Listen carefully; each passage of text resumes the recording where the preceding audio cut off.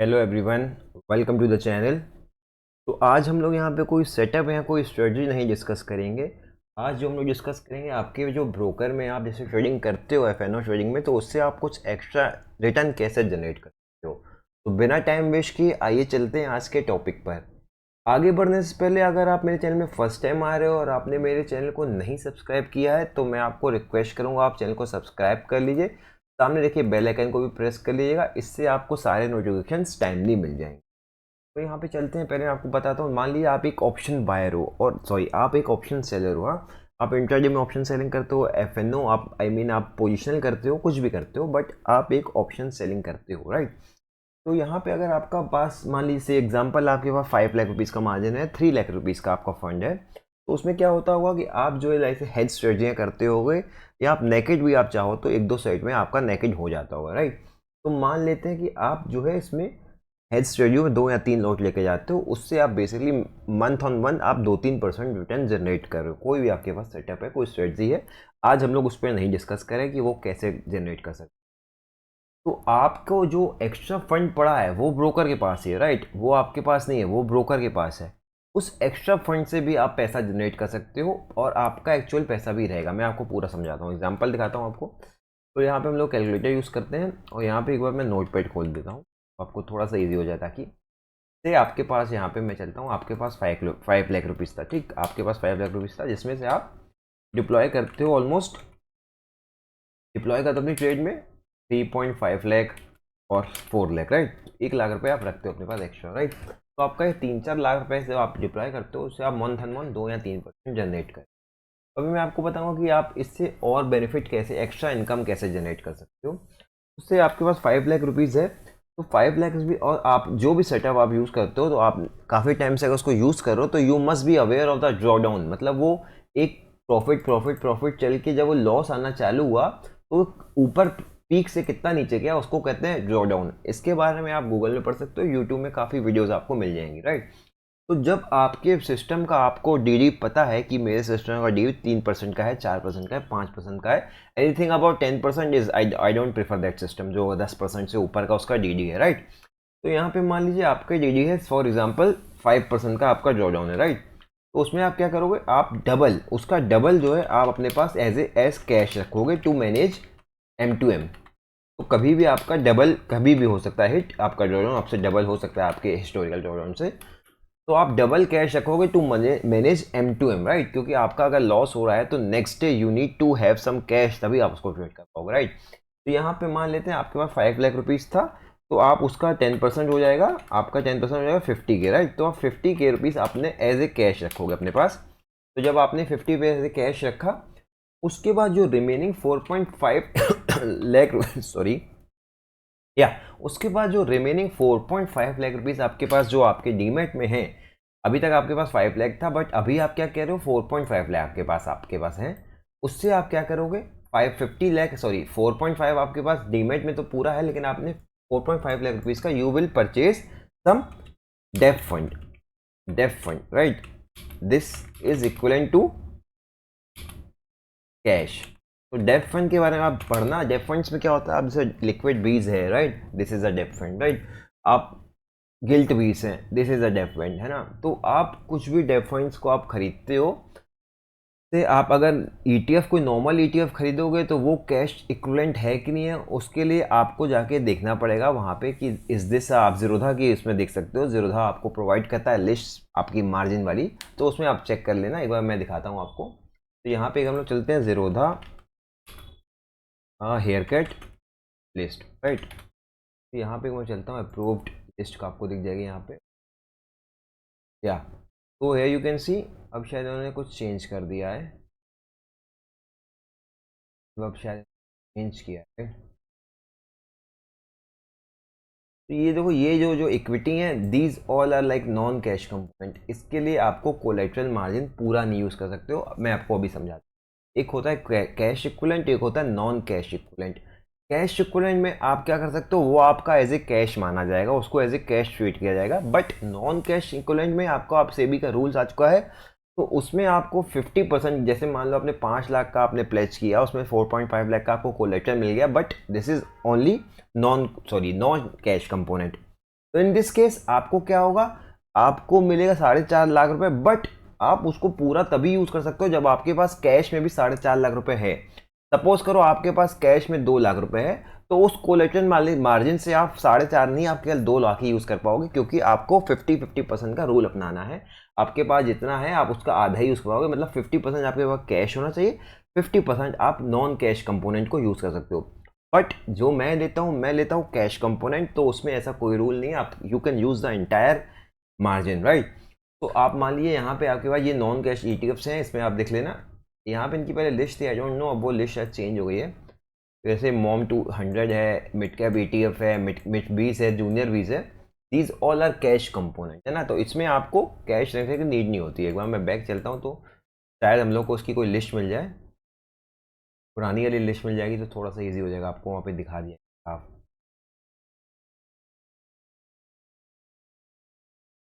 तो यहाँ पे पता नहीं, आई थिंक वो शायद कुछ अपडेट आया है, तो ये नहीं नहीं ऐसा बोलूँगा, आप शो करते हैं, तो दैट नॉट एन इशू। मैं आपको कह रहा हूँ जैसे मैं जो करता हूँ वो मैं आपको दिखाता हूँ। ये मेरा ज़रोधा सॉरी फिनवेशिया अकाउंट है।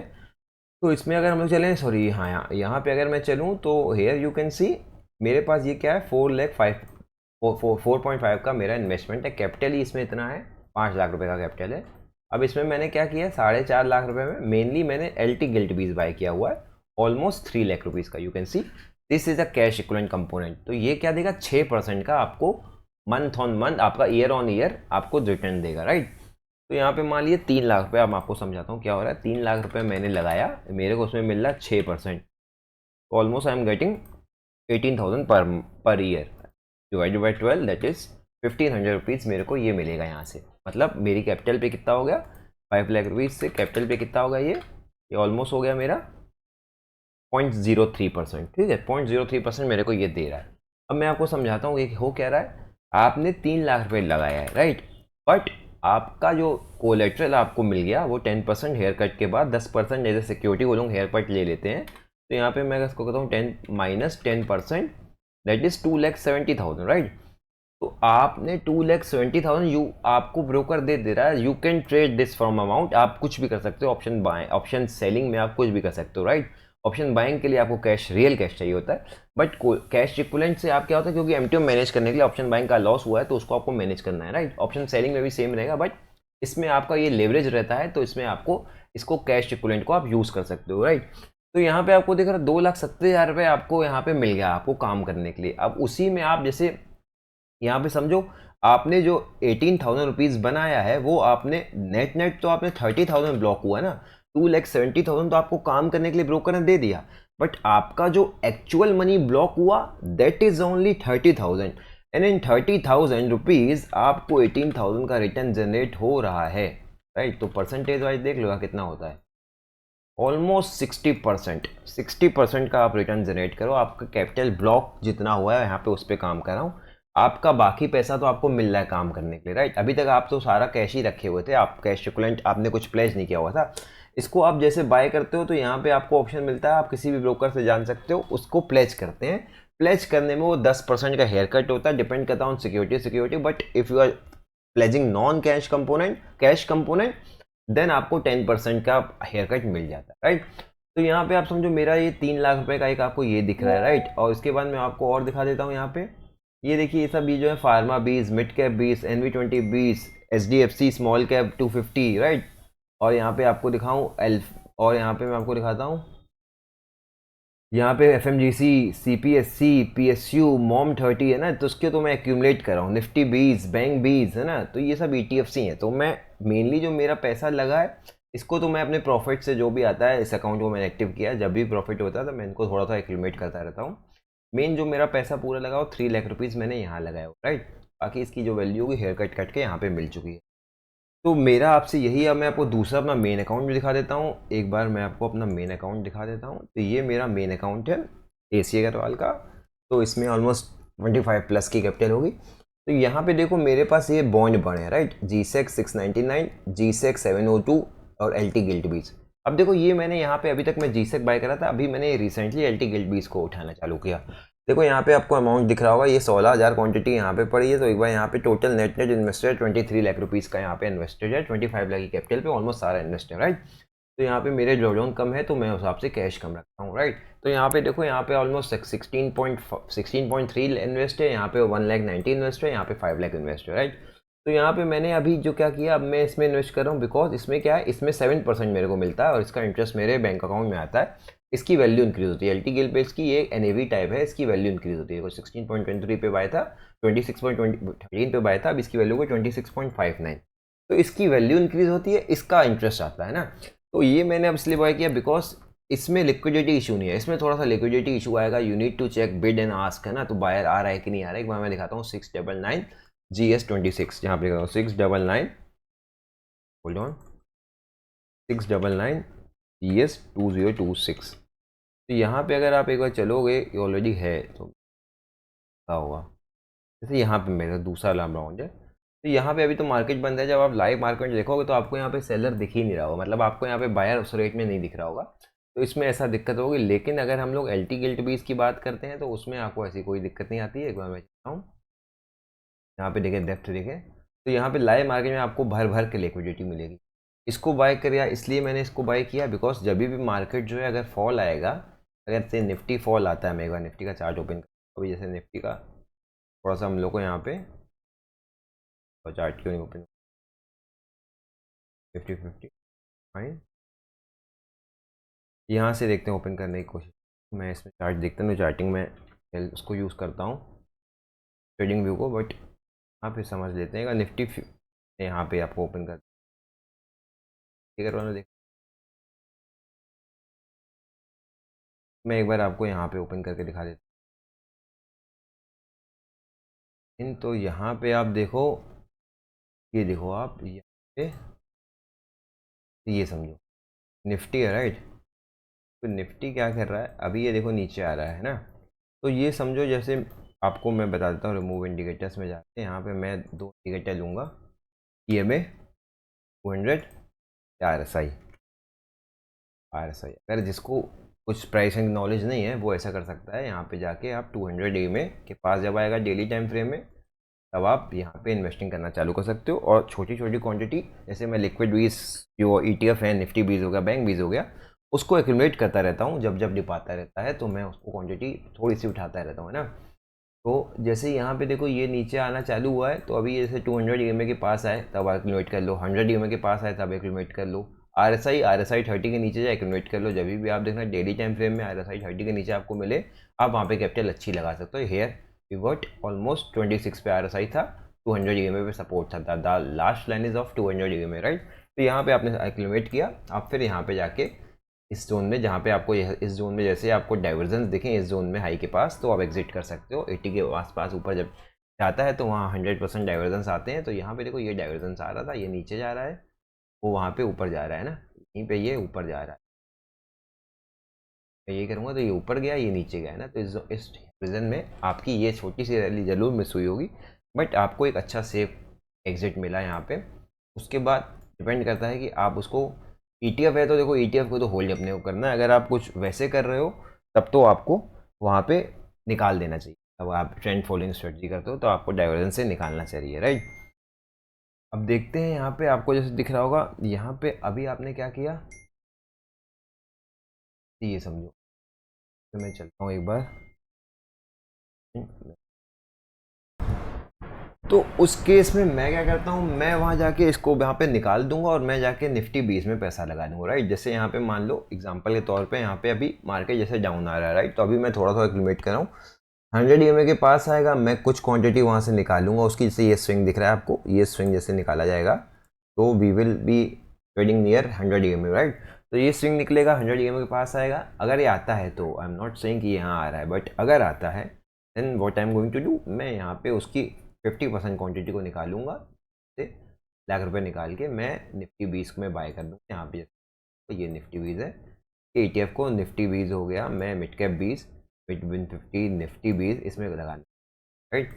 यहाँ पे निफ्टी 20 है आपका NF20 में मैं कुछ क्वांटिटी डालूंगा, मतलब 3-4 हिस्सों में मैं उसको बांट दूंगा। जैसे NV20 में मैं डालूंगा, सब ETF में मैं इन्वेस्ट करूँगा। तो ये रहा प्रोसेस, ऐसा होता है। उसके बाद मैं एक बार फिर से दिखा देता हूँ कहाँ स्टार्ट। नेक्स्ट जब लोग 200 EMA और RSI 30 के नीचे आएगा तो मैं पूरा फुली इन्वेस्ट हो जाऊँगा और उसको मैं प्लेस कर दूंगा वहाँ पे। मैं देखिए यहाँ पे मेरा 25 लाख कैपिटल है, तो इस दिस केस में मेरे को यहाँ पे अगर इसका 5 लाख रुपीज़ का 10% हेयर कट लगने के बाद अगर मेरे को यहाँ पे, क्योंकि निफ्टी बीज और ये सब बीज आपके कैश कंपोनेंट नहीं है, ये कैश इक्विवेलेंट नहीं है, राइट। तो ये आपके लिए, इसमें आपको कैश रखना की जरूरत, 50% कैश रखना चाहिए। तो इसमें अगर मैं 5 लाख के 4.5 लाख मेरे को मिल जाएगा, तो मेरे पास ऑलरेडी यहाँ पे 20 लाख प्लस 20.5 लाख रुपीज़, 20,50,000 तो एक्स्ट्रा पड़ा ही है ना। तो वो मैं 4 लाख मेरा तभी भी 4.5 लाख पूरा यूटिलाइज हो जाए। तो इस तरह से मैं इन्वेस्ट करूँगा। जैसे ये देखा है 2026, तो मैं ये अपने आप ही एंड हो जाएगा। तो इसको मैं, अब इसका इंटरेस्ट जैसे जनरेट हो रहा है तो अक्टूबर में शायद इसका इंटरेस्ट आता है, तो इंटरेस्ट अक्टूबर में ऑलमोस्ट आ जाएगा। तो उसके बाद मैं इसको बाय कर लेता हूँ। जैसे ही अगर वो करेक्शन वहाँ पे दिखेगा तो ये इसमें ईजिली है, यहाँ पे आपका कोई ज़्यादा परेशानी नहीं होगी लिक्विडिटी की, आपकी कोई स्लिपेज नहीं लगेगी। तो इसको बाय करके मैं उस निफ्टी बीज और आपका, मैं निफ्टी बीज मिड कैप बीज इनमें इन्वेस्ट करूँगा। NV20 पे है ना, मोमेंटम स्टॉक्स के ETF में, इन सब में मैं इन्वेस्ट। तो इस तरीके से आप अपने जो एक्स्ट्रा फंड आपने ब्रोकर के पास रखा है उस पास ना रखो, आप उसको बाय करो, ETF उससे बाय करो, आप उससे कैश कोई स्टॉक बाय कर सकते हो। इफ़ आपकी एनालिसिस कहती है आप किसी स्टॉक में बुलिश हो और आप किसी स्टॉक में, आप मान लेते हैं किसी स्टॉक में, एक second just hold on, getting a call. तो इस तरीके से आप इन्वेस्ट करो। जैसे यहाँ पे निफ्टी बीज और ETF ये सब कैश कंपोनेंट नहीं है ना, जैसे आप किसी स्टॉक में बुलिश हो तो आप उस स्टॉक को बाय कर सकते हो। जैसे मेरा IEX मेरे पास बाय पड़ा है, यू कैन सी 200 क्वांटिटी मेरे पास बाय पड़ी है। तो IEX में मेरी जो है पोजीशन काफ़ी नीचे से 176 से 207, राइट। तो ऐसे आप उसको भी बाय कर सकते हो। मेरा IEX प्लेस है क्योंकि मैं इसको डबल होने के लिए वेट कर रहा हूँ, राइट। तो वीडियो को यहाँ पे एंड करते हैं। उम्मीद करता हूँ आपको कुछ नया सीखने को मिला होगा। वीडियो पसंद आया तो वीडियो को लाइक ज़रूर करिएगा और चैनल को सब्सक्राइब कर लीजिए। मिलता हूँ मैं आपसे अपने नेक्स्ट वीडियो में। Thanks for watching.